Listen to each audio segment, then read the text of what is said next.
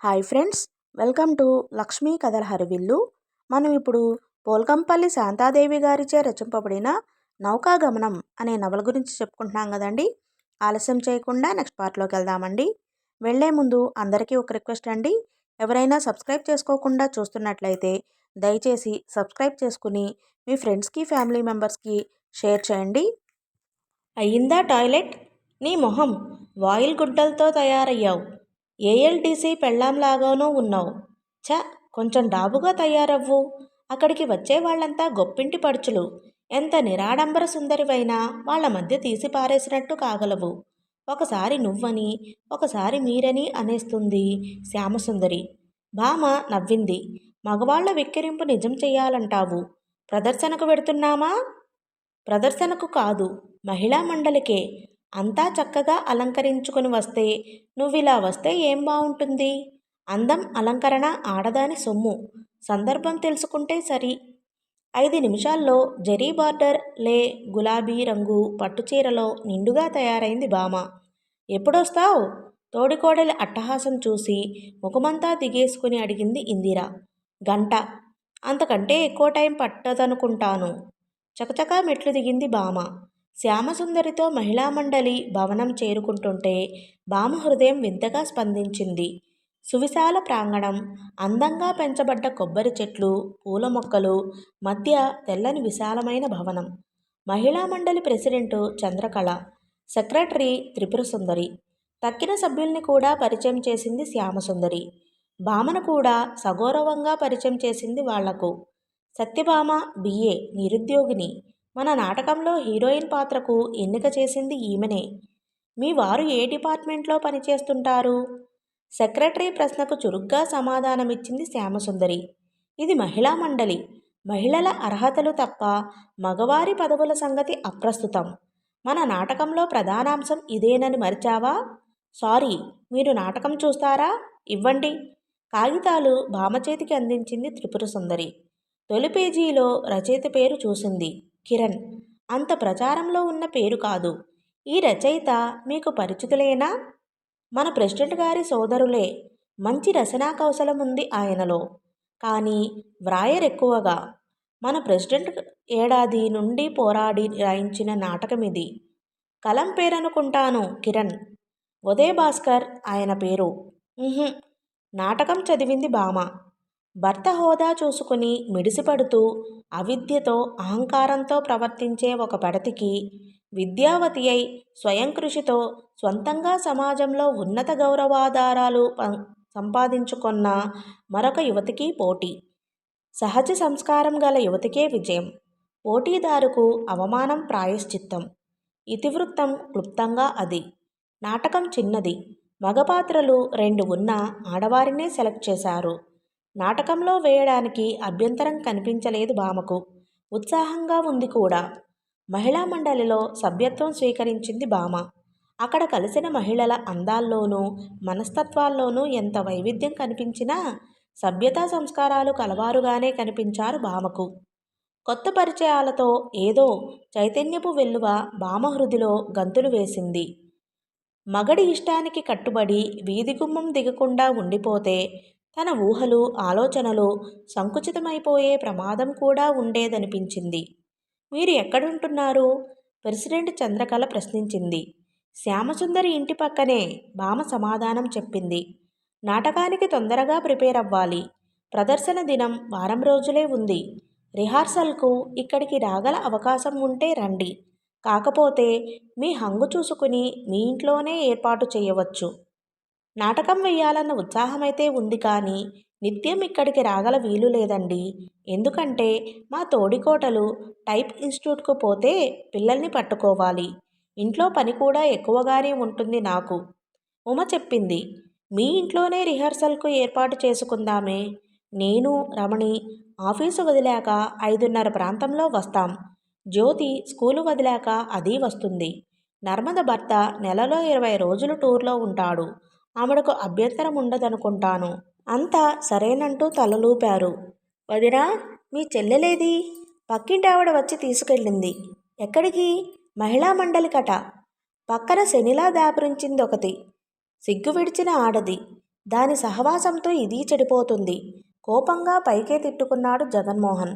రాత్రికి వంట తయారు చేయకుండా వెళ్ళిపోయింది భామ. ఈ ఒక్కరోజే కదా అని తాను వంట చేస్తే పంతగించి రోజూ వంట తనకు అంటకట్టి తోడికోడలు షికార్లకు బయలుదేరుతుందేమోనన్న భయంతో వంటగదికేసి వెళ్ళలేదు ఇందిర. ప్రొద్దుగుంకుతున్న కొద్దీ మంటగా అనుకుంది. తన నౌకరు ఎవరున్నారనో ఇంట్లో తయారుగా వండి పెట్టడానికి. దొరసాని తీరికగా చక్కర్లు కొట్టడానికి వెళ్ళింది. అయినా తననొక్క మాట పిలవకూడదు కూడా రమ్మని.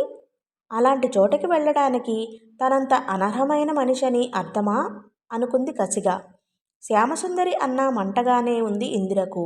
ఏమండీ అని పలకరించపోతే పీడాపాయే. ఒక పురుగును చూసినట్టు చూడటం దేనికి? తన ఎదుటే ఒకరి మీద ఒకరు పడడం వికవికలు ఏమిటో. అదేం స్టైలో అనుకుంది అక్కసుగా. మరిది సపోర్టు దొరకగానే మందర అవతారం ఎత్తింది ఇందిర. నిజంగానేనయ్యా, పక్కింటావిడను చూసి నేర్చుకుంటుంది. కాకపోతే సంసారం చేసుకునే దానికి నాటకాలేమొచ్చే? వాళ్ళ రిహార్సలేమో గాని పెద్ద గోల ఈరోజు. అంతా బరతెగిన ముండలే. ఒకటే అల్లరి కొంపలో. అదేమన్నా ఏడవని. నువ్వు కొంచెం భయం చెప్పాలి. మగసూరుడి ననిపించుకున్నాడు జగన్మోహన్. చెప్పాల్సిందే. ఇలాంటి పరువు తక్కువ పనుల జోలికి పోకుండా చెప్పొచ్చుకొని కొడతాను. దుస్తులు మార్చుకొని మొహం కడుక్కు వచ్చి కూర్చున్నాడు. టూరు నుండి తిరిగి వస్తున్నాడు. సరైన వేళకు తిండి లేక ఎండదెబ్బకు అలసటగా తలనొప్పిగా ఉంది. ఇంటికి వచ్చేటప్పటికి భార్య ఇంట్లో లేక కాస్త టీ పెట్టిచ్చే దిక్కులేక వళ్ళు మండుకుపోతుంది అతడికి. ఇందిరకు జ్ఞాపకం లేకపోలేదు మరిదికి టీ చేసివ్వాలని. కావాలనే చేసివ్వలేదు. భార్య మీద కోపం తారాస్థాయిని అందుకోవాలంటే ఈ సమయంలో ఉపశమనాలేవీ అందనీయకూడదు. తనకేమీ పట్టనట్టు వాకిట్లో పిల్లలను ముందుంచుకుని కూర్చుంది ఇందిర. రాత్రి 7 అవుతుంటే ఇంట్లో అడుగుపెట్టింది భామ. వారం రోజుల దాకా తిరిగిరారన్న భర్త 3 రోజులకే తిరిగి రావడం కొంచెం ఆశ్చర్యమనిపించింది భామకు. ఎప్పుడొచ్చారు? ముఖానికి పేపర్ అడ్డం పెట్టుకున్న జగన్మోహన్ ఉలకలేదు పలకలేదు. కోపం వచ్చిందేమో నిర్లక్ష్యంగా లోనకి వెళ్ళిపోయింది భామ. మగవాడు ఇంటికి వస్తూనే ఇల్లాలు ఎదురు రావాలన్న కోరిక ఎంత సహజమైనదైనా ఇల్లాలి ఇష్టాలు గుర్తించి మసులుకోకపోతే ఎలా? బయట నుండి తన కంటే ముందు వచ్చాడు భర్త. ఎక్కడికెళ్ళావు? ఏం సంగతులు? నీ కోసం ఎదురు చూస్తున్నాను అంటూ చిరునవ్వుతో పలకరిస్తే ఎంత బావుంటుంది.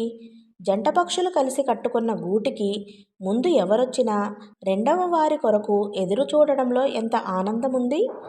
ఆడపక్షి మాత్రమే గూడుని కరుచుకుని కూర్చుని మగపక్షి కోసం నిరీక్షించాలంటే న్యాయమేముంది? మారిపోతున్న ఈ సమాజంలో ఆడది బయట ప్రపంచంతో నిమిత్తం లేకుండా 4 గోడల మధ్య బ్రతకాలంటే ఏమైనా సబబేనా? తన చర్యను సమర్థించుకుంటూనే భర్త ప్రవర్తనను గ్రహించింది భామ. దుస్తులు మార్చుకుని బాత్రూంకు వెళ్ళి వచ్చి వంటగదిలోకి తొంగి చూసింది భామ. ఇటు పుల్ల తీసి అటు వెయ్యలేదు తోడుకోడలు. పిల్లలు పుట్టకముందే వియ్యపురాలిని సంపాదించుకొన్నాను విసుగ్గా అనుకున్నా శాంతంగానే వంట పనిలో నిమగ్నమైంది భామ. చిన్నవాడిని చంకనేసుకుని వచ్చింది ఇందిర. బియ్యం కడిగి వంటకు పెడదామనుకుంటే ఎన్ని పాములు పొయ్యాలో తెలియలేదు. చెప్పి వెళ్ళావు కాదు. ఎందుకొచ్చిన నంగనాచి కబుర్లు? సంసారం చేసిన ఆడది కాదు. కొంచెం హెచ్చుతగ్గులతో ఆ మాత్రం తెలియదు. మనసులో చిరాకుగా అనుకున్నా పైకి నెమ్మదిగా అంది. అయితే ఏమైందిలే, చేస్తున్నాను కదా. వంట భోజనం అయ్యి డాబా ఎక్కేటప్పటికి రాత్రి 10 గంటలయింది. అప్పటి వరకు ఒక్క మాట కూడా పైకి తేలలేదు జగన్మోహన్. ఒక విధంగా సంతోషమే కలిగింది భామకు. 4 చివాట్లు పెట్టినా ఏకాంతంలో అయితే పర్వాలేదు. కాకపోతే మగడు కొట్టినందుకు కాదు, తోడికోడలు నవ్వినందుకు అన్నట్లయ్యేది తన పని. లాంతరు వెలిగించుకుని మహిళా మండలి లైబ్రరీ నుండి తెచ్చుకున్న పుస్తకం పేజీలు తిప్పేస్తూ పడుకుంది భామ. ఏకాంతంలోకి రాగానే పట్టి బలవంతాన తెచ్చుకున్న నిగ్రహం ఒక్కసారిగా సడలిపోయింది. భార్య చేతిలో పుస్తకం చటుక్కున గుంజి పారేశాడు జగన్మోహన్. చూడగా చూడగా దేనికో లీడరువై పోవాల్సినట్టున్నావే. మీ ఆశీర్వాదం ఫలించాలి. మంచి మాటే కదా. నోర్ముయ్. తొండ ముదిరి ఊసరవెల్లి అవుతున్నట్లుంది నీ వ్యవహారం. మొగుడంటే ఇంత నిర్లక్ష్యమా?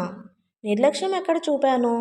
వేళకు తిండి, నిద్రలేక అలసటతో కొంపకు వస్తే తమరు షికార్లు కొట్టబోయారు. వచ్చాకైనా అతీగతి పలకరించావా? కాస్త టీ ఇచ్చావా? నా సంగతి నీకెక్కడ పట్టింది? నీ షోకులు షికార్లు నీకయ్యాయి. నిర్లక్ష్యం నాది కాదు, మీది పడసరంగా అంది భామ. ఎప్పుడు వచ్చారని పలకరిస్తే మీరెందుకు పలకనట్టు? పొగరెక్కింది నీకు. నీ పరిస్థితిలోనూ ప్రశ్న నాది, జవాబు నీది కావాలి గాని తారుమారు నేను సహించను. భామ వ్యంగ్యంగా తిరస్కారంగా నవ్వింది. ఆకలివేళ అన్నపూర్ణ, అర్ధరాత్రికి అపర రంభ, ఆ తరువాత అరికాలి కింద చీమ. ఇది ఆలికున్న విలువ. ఇలాంటి ఆత్మగౌరవ విజ్ఞాతాన్ని సహించే అలవాటు నాకు లేదు. వారం రోజుల దాకా రానన్న మీకోసం ఇంట్లో నేను తపిస్తూ కూర్చోలేదనడం ఏమైనా భావ్యం ఉందా? మగడు ఊళ్ళో లేని అదును చూసి విచ్చలవిడిగా తిరగడానికి ఇదే సమయం అనుకున్నావేమో. అంత దొంగతనం ఏమొచ్చింది నాకు? మీరు ఊళ్ళో ఉన్నా లేకపోయినా ఒకటే. దెబ్బ కొట్టి మనసు విరిచే ఇలాంటి మాటలు అంటుంటే ఆ తాడెందుకు మెడలో? తెంచెయ్యి. ఎందుకలా కోపోద్రేకంతో ముఖం అందవికారం చేసుకుంటారు? సమరస భావంతో సర్దుకుపోవలసిన విషయాలను సంకుచిత మనస్తత్వంతో రభసకేసి రచ్చకీడుస్తున్నారు. నావి చెడ్డ తిరుగుళ్ళా? కాలక్షేపం కోసం మహిళా మండలికి వెళ్తున్నాను. కొంత సేవాభావంతోనూ కొంత సరదాతోనూ నాటకం వేస్తున్నాం. ఆ పాటి సరదాకు నోచుకోలేదా ఆడజమ్మ? చేసేవి సిగ్గులేని పనులు, తెలివంతా వలకబోసి సమర్థించుకోవడం. వేషం కట్టి రంగమెక్కితే ఎంత పరువైన విషయమో నువ్వే ఆలోచించు. సరదా అట సరదా. అక్కడితో ఆగిపోయింది ఘర్షణ. పెంచుకునే కొద్దీ పెరిగిపోగలదు అసహ్యంగా. భామే గాంభీర్యం దాల్చింది. చివరి దినం రిహార్సల్ భామ ఇంట్లో హుషారుగా జరుగుతుంది. ఇందిర టైప్ ఇన్స్టిట్యూట్కి వెళ్ళింది. శ్యామసుందరి నాటకంలో లేదు. ఊరికే కూర్చొని చూస్తుంది. మగ డ్రెస్సులో ఉమ. అబ్బా ఏమిటిది శశి? పూర్తిగా పల్లెటూరు గబ్బిలానివి. తారుపోసినట్లుగా గుండు అంత నున్నగా వెంట్రుక బయటపడనీయకుండా దువ్వి మెడమీద నరాలు తేలేటట్లు జడ బిగించి వేయకపోతే ఏం? అబ్బా నిన్ను మార్చేదెలాగో తెలియడం లేదు. చెవుల మీద నుదుటి మీద కాస్త ముంగురులు రేపుకుంటే అందం పెరుగుతుందేమో గాని తరగదు కదా. అంత అందమైన చీరను పాడు చేశావు. కట్టుకోవడం చేతకాక. తాటిబొమ్మకు చుట్టినట్టుగా అదేం చుట్టడం? అమాయకురాలైన భార్యకు ఫ్యాషన్లు నేర్పిన తర్వాత పశ్చాత్తాపం అనుభవించే భర్త పాత్రలో జీవించడానికి సాధ్యమైనంత మటుకు కృషి సల్పుతుంది ఉమ.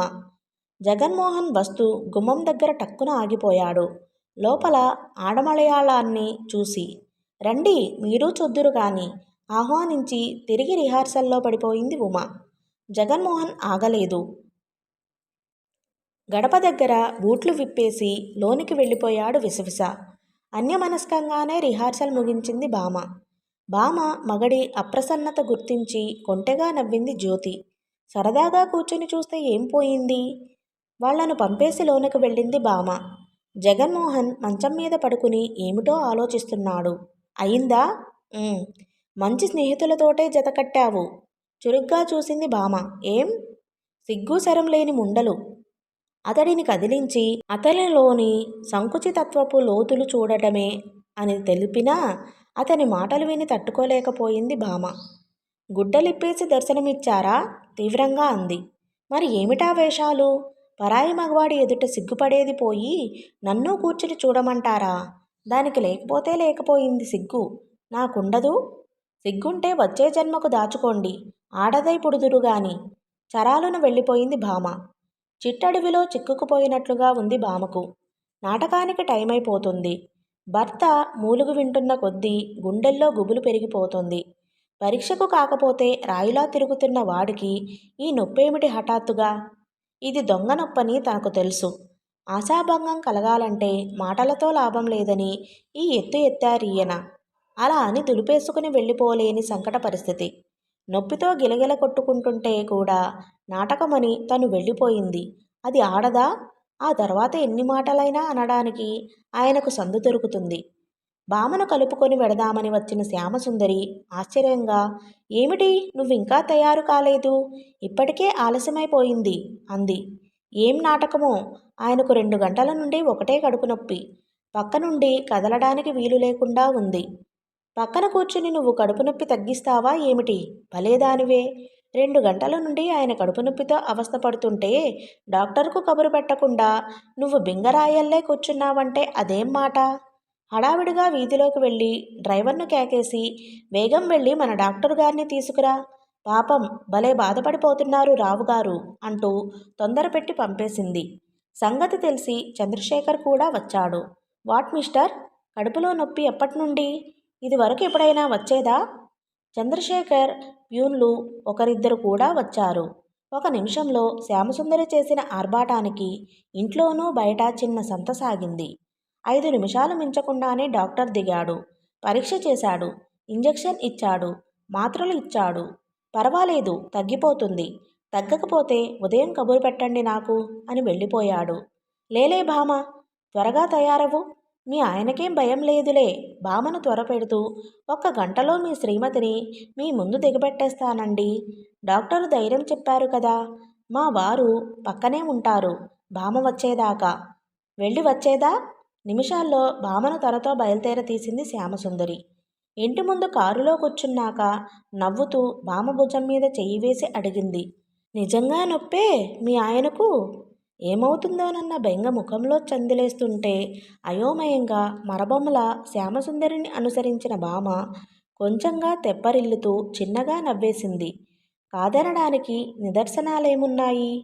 ముగ్గు వేసి అందులో బంధించాననుకుంటున్న తన భార్యను తనను మించిన మంత్రగత్తె వచ్చి చిటికెలో తనతో మాయం చేసి ఎత్తుకుపోయినట్లుగా తోచింది జగన్మోహన్కు.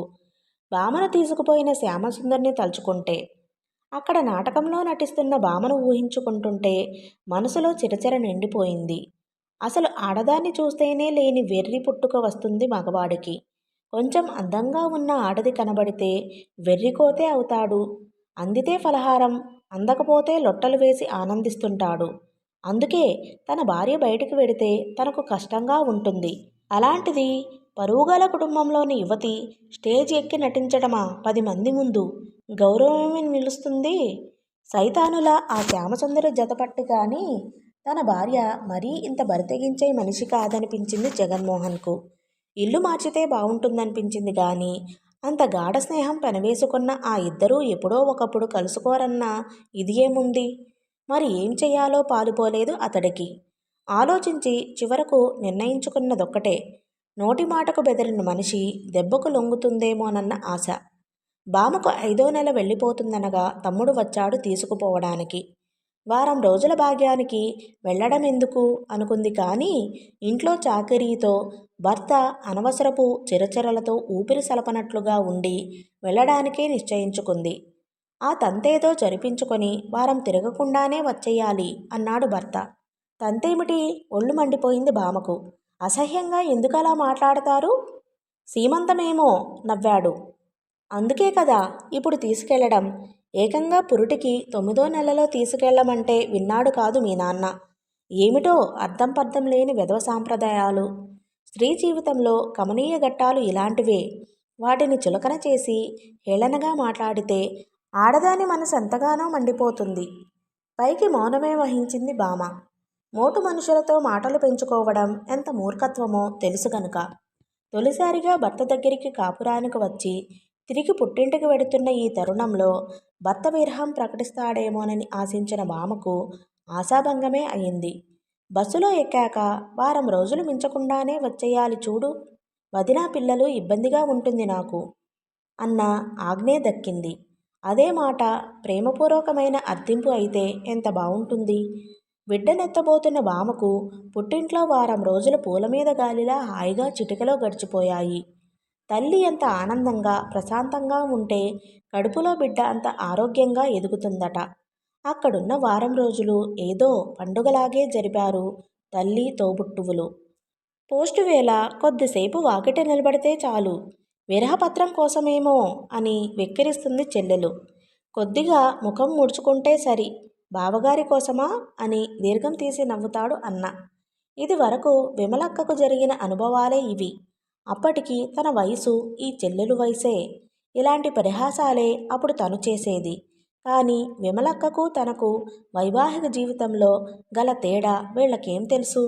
అక్కడ రాఘవేంద్ర కలవడం, పాప సంగతి చెప్పింది భామ. వెళ్ళేటప్పుడు తిరుగు తీసుకువెళ్ళేదానివి, పాపను తీసుకురాకపోయావా అంది తల్లి.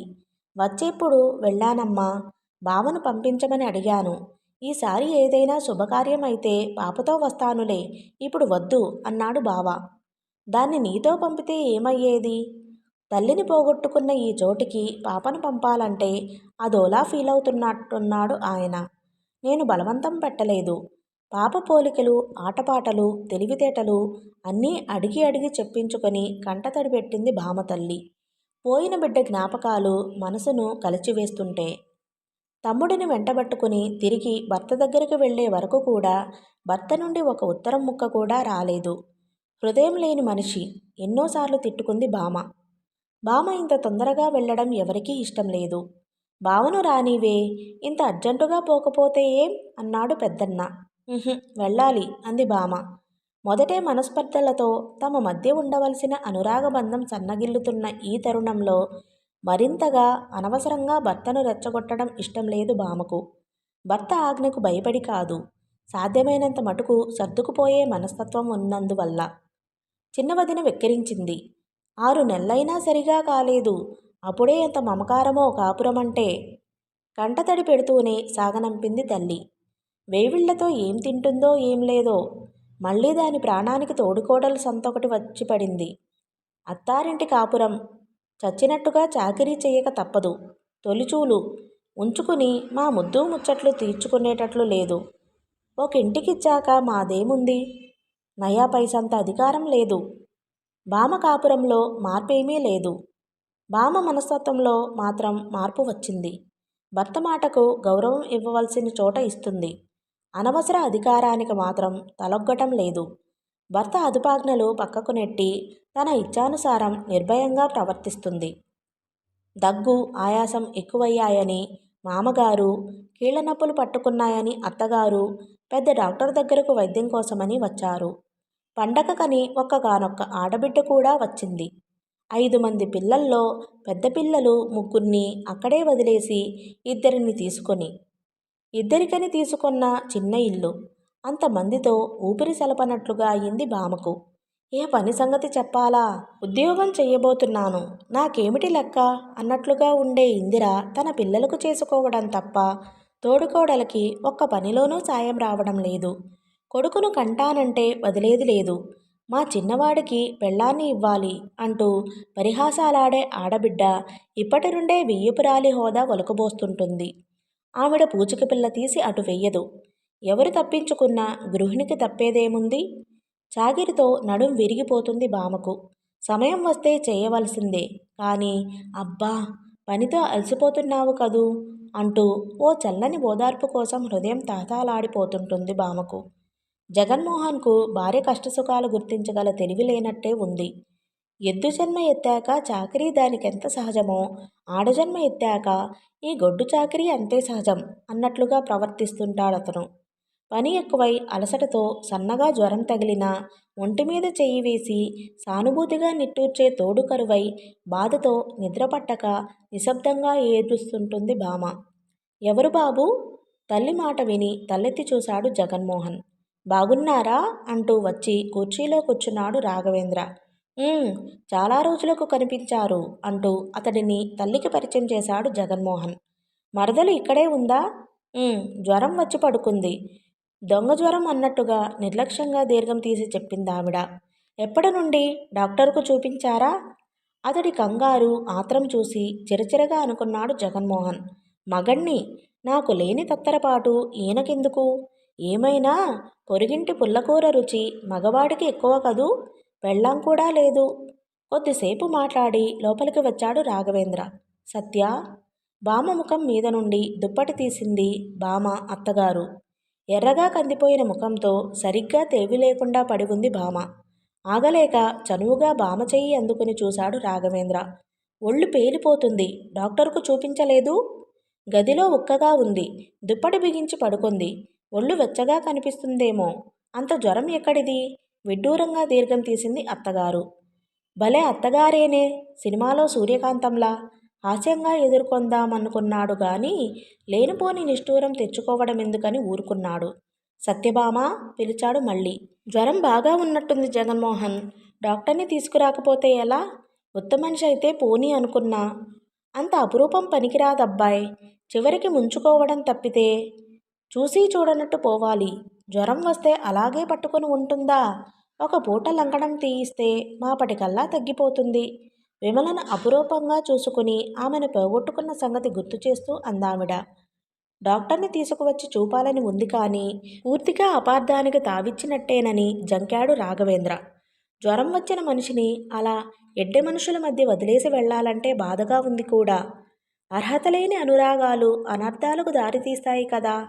మాపటి వేళ జ్వరం తగ్గితే సరే, కాకపోతే డాక్టర్కు చూపించండి, ఉత్త మనిషి కాదు కదా, ఒక బంధువుగా సలహా ఇచ్చి వెళ్ళాడు. ఈయనకేమిటో అంత ఇది.